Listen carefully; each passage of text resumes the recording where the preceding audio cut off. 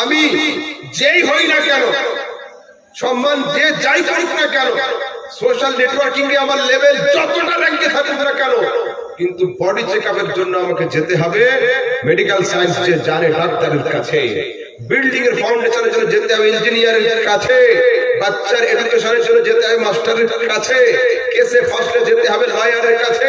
তো একজন Islamic scholar, একজন আলেম, একজন মাওলানা, একজন মুফতি, একজন হাফেজ যদি প্রয়োজনের তাগিদে যায় ডাক্তারের কাছে, মাস্টারের কাছে, লয়ারের কাছে, ইঞ্জিনিয়ারের কাছে, ঠিক তেমনি শরীয়তের মসলা জানার জন্য ডাক্তার, মাস্টার, লয়ার, ইঞ্জিনিয়ারকে আসতে হবে মৌলভীর বাড়ি, মৌলভীর চেম্বারে। অন্যথায় বাড়িতে বসে বসে বাংলা বুখারী শরীফ পড়ে অপারেশন করবো বললে হবে না।